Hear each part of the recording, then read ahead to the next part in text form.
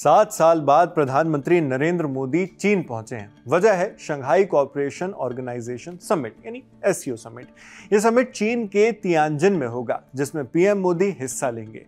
यात्रा 2 दिन की है और इस यात्रा को भारत चीन रिश्तों में एक अहम आइस ब्रेकर माना जा रहा है, यानी एक तरह से नई शुरुआत। 31 अगस्त और 1 सितंबर को होने वाले इस सालाना शिखर सम्मेलन में पीएम मोदी एससीओ के 10 सदस्य देशों के नेताओं के साथ बैठक करेंगे, उनसे बातचीत करेंगे।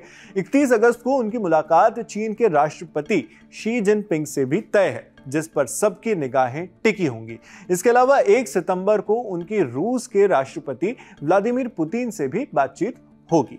यह दौरा ऐसे समय हो रहा है जब अमेरिका के साथ रिश्तों में खींचतान चल रही है। ट्रंप प्रशासन ने भारत के निर्यात पर भारी टैरिफ लगा दिया है और रूस से तेल खरीदने पर अतिरिक्त टैरिफ, एडिशनल टैरिफ लगा दिया है भारत के निर्यात पर, यानी जो सामान इंडिया से यूएस जाता है। तो इस तरह कुल मिलाकर 50% इस पर टैरिफ लग चुका है, ट्रंप टैरिफ जिसे कहा जा रहा है। ये ट्रंप टैरिफ 27 अगस्त 2025 से लागू भी हो चुका है। ऐसे में भारत के लिए चीन के साथ बातचीत की राह खुली रखना रणनीतिक रूप से सही कदम माना जा रहा है। हालांकि क्रिटिक्स यहां पर यह भी कह रहे हैं कि डोनाल्ड ट्रंप अगर चीन से नजदीकी को देखकर कोई इस पर रिटेलिएशन के रूप में इशारा माने तो हो सकता है इसके कुछ और नतीजे भी देखने पड़ सकते हैं। इसी बीच जापान से रवाना होने से पहले पीएम मोदी ने कहा था कि मौजूदा वैश्विक आर्थिक अस्थिरता के दौर में भारत और चीन जैसे बड़े देशों का साथ आना ग्लोबल इकोनॉमी को स्थिर करने में मदद करेगा।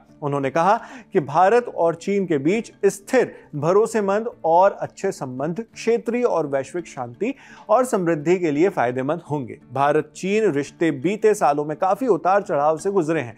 2020 की गलवान घाटी की झड़पों के बाद हालात बेहद खराब हो गए थे, लेकिन अब धीरे धीरे कूटनीतिक स्तर पर बातचीत फिर से शुरू हो रही है। चीन आज भी भारत का दूसरा सबसे बड़ा व्यापारिक साझेदार है, यानी दोनों देशों के बीच ट्रेड पार्टनरशिप बहुत बड़ी है और भारत की मैन्युफैक्चरिंग महत्वाकांक्षाओं में चीनी कच्चे माल और उपकरण अहम भूमिका निभाते हैं।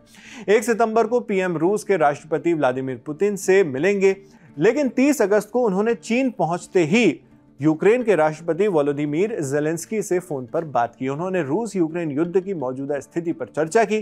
प्रधानमंत्री कार्यालय की ओर से जारी बयान में कहा गया कि पीएम मोदी ने इस बातचीत के दौरान युद्ध का शांतिपूर्ण हल निकालने की बात कही है।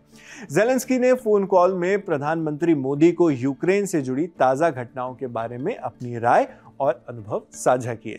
इस पर प्रधानमंत्री ने उनका आभार जताया और कहा कि भारत लगातार यही मानता है कि जंग का हल बातचीत और कूटनीति से निकलना चाहिए। शंघाई में होने वाला एससीओ समिट भी अपने आप में अहम है। आतंकवाद, अलगाववाद और उग्रवाद से लड़ने के मकसद से शुरू हुआ ये मंच अब पश्चिम के विकल्प के तौर पर भी देखा जा रहा है।